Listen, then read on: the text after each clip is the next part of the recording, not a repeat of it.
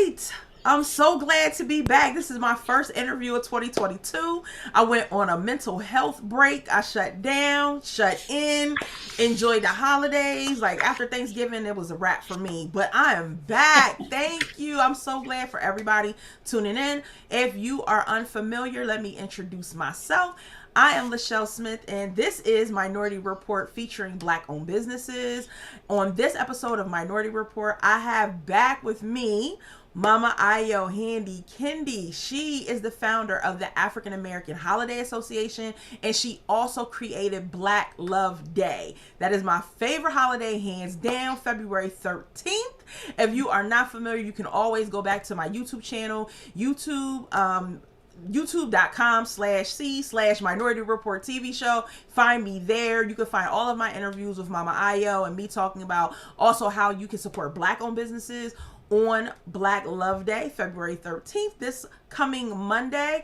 Also, we have a special guest, her partner in all of the Black Love Day events happening this weekend, Miss Eliza Cooper, and she is with Holistically Living Balanced. Do I have it right? Or Living Holistically Balanced? Live Holistically Balanced. Living Holistically Balanced. And they have partnered this year for some virtual Black Love Day events.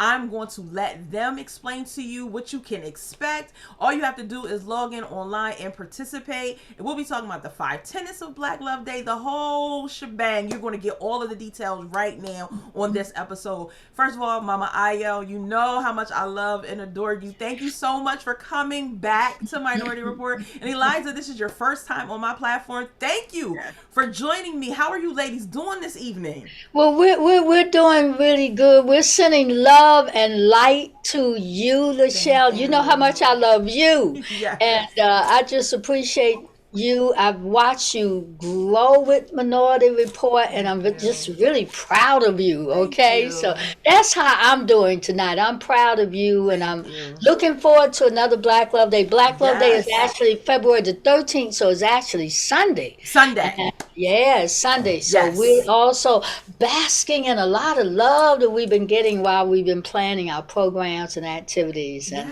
I'm grateful. Yes, I can't wait to get into this discussion so people can get a better idea of exactly what Black Love Day is, because it's more than just an alternative to Valentine's Day, which is Monday. Black Love Day is Sunday. So it's not hard for you to forget, but we want to get to the root of exactly what it is that you want to accomplish with Black Love Day. For those who don't know, you started Black Love Day back in 1993. So what I want to know is like, what was going on? If you can remember that far back, I can barely remember that far back, but what was going on, socially, what was going on culturally at that time where you felt as though Black Love Day was something that was needed for us? Well, I get this question a lot, and I encourage people to go to the Black Love book. It kind of gives a whole understanding of what the times were then, because it definitely was a product of the times. But it was a spiritual download, to be truthful. It wasn't something I was sitting there thinking about, but I was doing a lot of work with peace. I was doing a lot of work in our community of having peace walks. There was drive-by shootings in Washington, D.C., and all sorts of young people were losing their lives. There was a lot of cocaine in our communities. It was during a period of time where the crack cocaine epidemic was being like at its highest. Yeah, it was real high, and it was a lot of pain, and it was a lot of confusion. And unfortunately, my sons was kind of involved in it, and they had one foot in the street and one foot in the church, and so I was dealing with a lot of stuff myself. And so I simply, on the 1993, the 1st of January, so I was in between a relationship, and I took myself to a movie to see Malcolm X, and it was the Spike Lee version, and this movie had the graphic portrayal of Brother Malcolm being shot on stage. And Malcolm's my hero and Harriet Tubman's my shero, right? So I left the theater, and this was a really hot day also in Washington, D.C. in January. And because it was so hot, I felt that I heard in the sunlight pouring through this bus window, I asked myself as I saw that scene over and over again, what can I do to increase the peace and stop the violence? And I heard the message of the Creator saying to me, we need more Black love. We need more Black love. And that message just kept coming back and coming back. And it came in my meditation of information started falling off of bookshelves. People just started walking down the street, and I was telling them about this message. And eventually, because I had done work also with holidays and celebrations, as the founder of the African American Holiday Association in 1989, when that started, I felt it was no mistake that the Creator was saying, we need to have a Black Love Day. So it was definitely what you would say, like a divine assignment, and everything started to align for you in order for you to bring this about. And now, you know, Black Love Day has gone, you know, not outside of DC. It's national, it's global, you know, it's you now global. have an entire international movement with Black Love Day. And I know that we often talk about, you know, the celebration portion of it, but let's also talk about the reconciliation. Let's talk about the atonement. I'll ask Eliza this, like, you know, how do those aspects of Black Love Day, how are those acted out? How are those portrayed? The reconciliation celebrations are so healing. So I've been doing celebrations for 6 years here in Baltimore. And so, like I said, I had the book and the paper when I started reading, okay, this is what you're supposed to do. And then you know, people are able to dig deep because it's very intimate. We're not asking people to disclose unless they want to. So people have the opportunity to speak what they want to speak, what's in their heart. They have the opportunity to write on paper things that they want to forgive, and then to put them in the urn. I really miss this in-person celebration, to put those things in the urn. And because I always think, oh, everybody's not going to do that. And the very people who you think aren't going to participate, no, everybody does. And everybody's like, yes. You know, it's something that's really needed.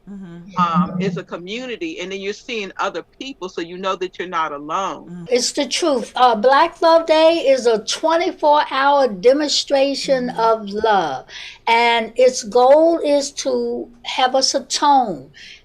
Which means, you know, just if I've done something to somebody, now I'm really going to atone for it. I want to give forgiveness. I want to forgive not only myself, maybe, but I may need to forgive others. It's an observance of everything that's about Black, you know, everything that's unapologetically about Black. And it's truly a celebration. It's a time people have parties, they have gatherings, they have celebrations and festivals. But its whole goal is to find a way to increase the peace in our community. Celebrate love holistically.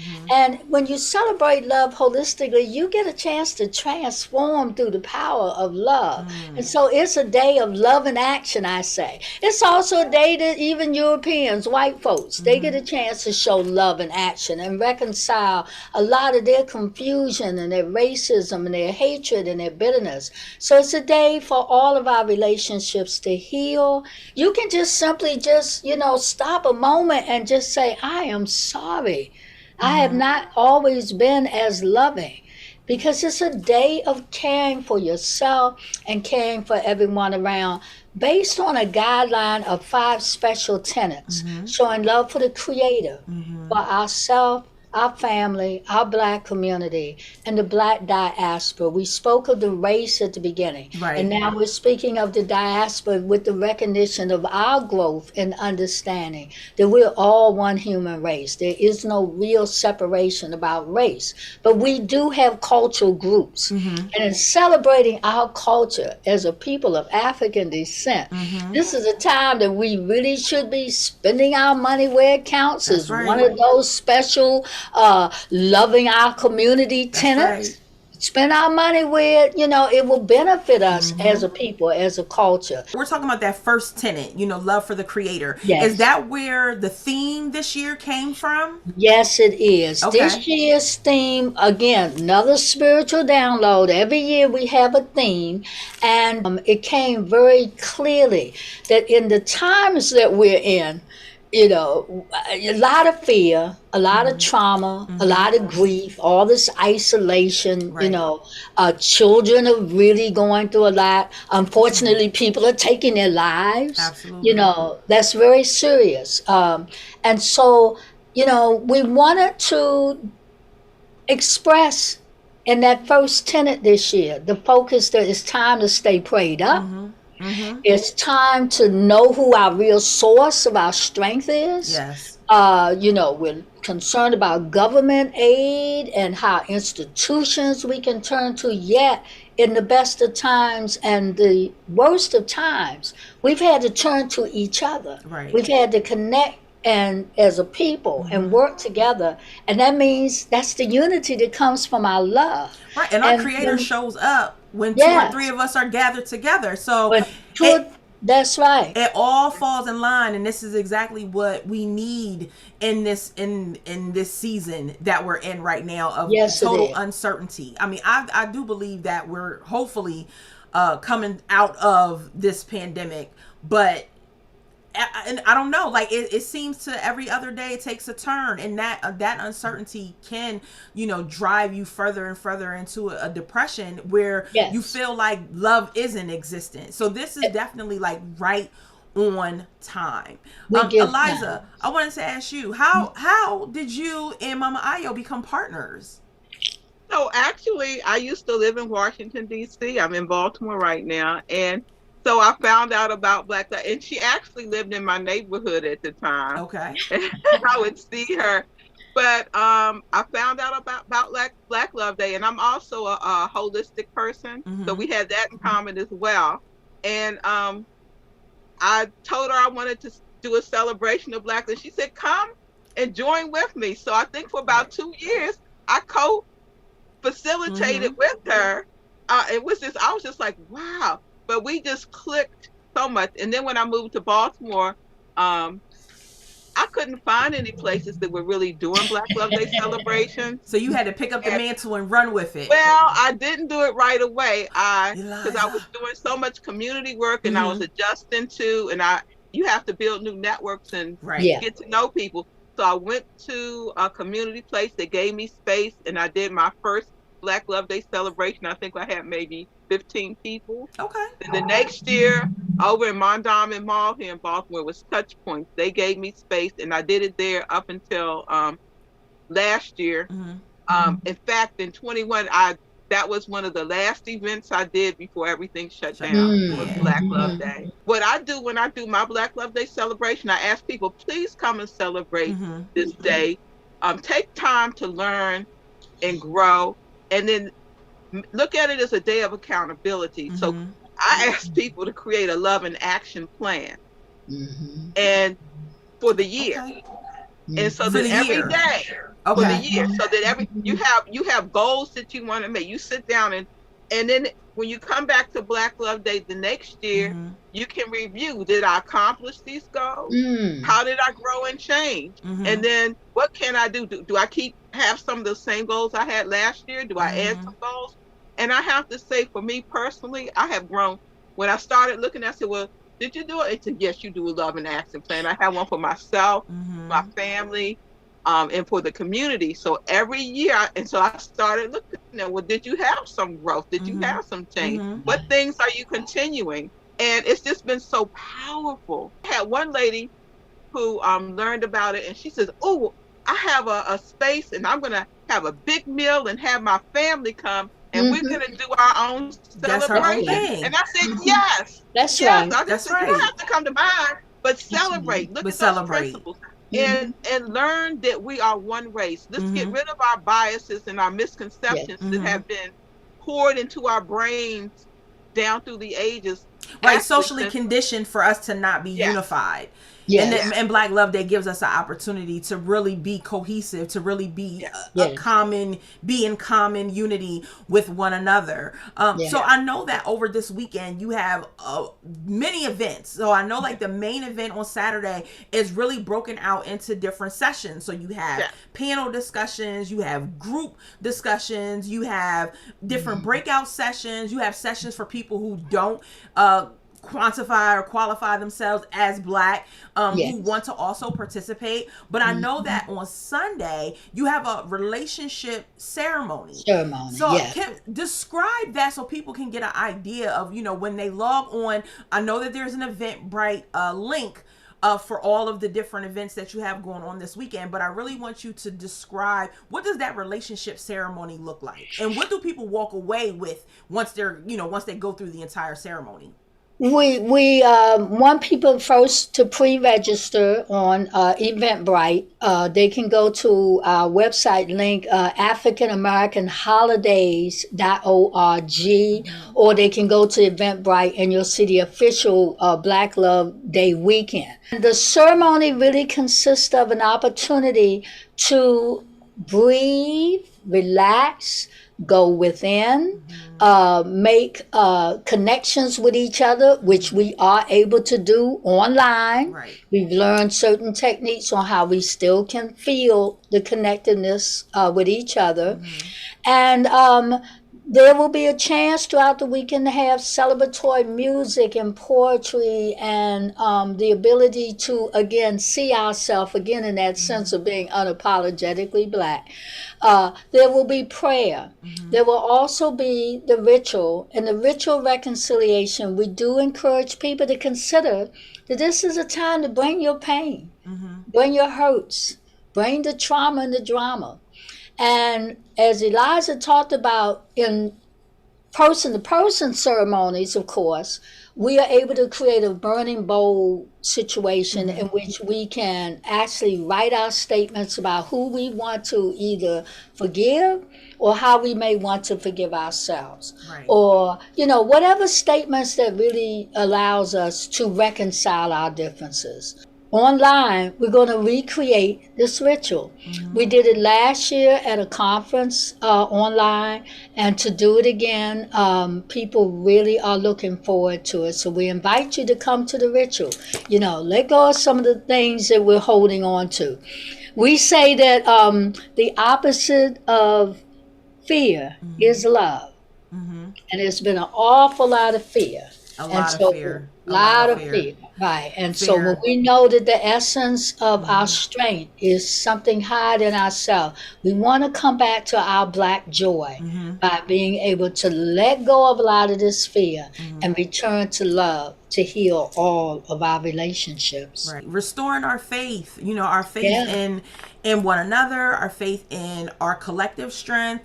The things that we've brought with us, that our ancestors brought here with us, the ancestors that survived for us to be here. We want to be able to pull on that and move away from the fear that our politicians are trying to pour into us, fear of what this pandemic may or may not bring.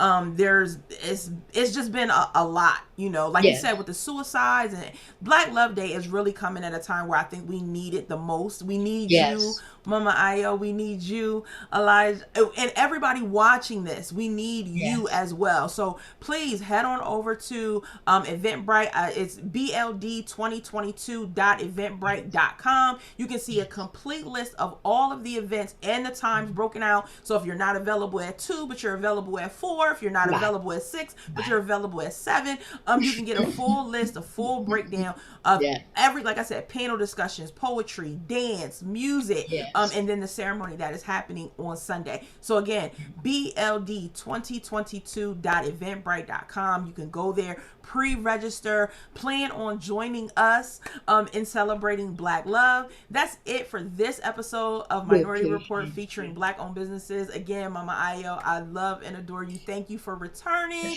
And Miss Eliza, this will not be our last time. We will be coming back to talk more about living holistically, living balanced. We'll be able to get more information from you so that we can be our best selves. Again, thank you for tuning into this episode of Minority Report. If you enjoyed this interview, please give me a great big thumbs up on YouTube. Follow me. I'm on Facebook. I'm on Instagram. I'm on Twitter. You can get into all of this, and I will have more interviews, more product reviews showing you the best in Black-owned businesses.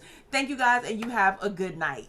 We love you. Thank you. Thank you. I love you so much. Yes, ma'am. Have a good night, everybody.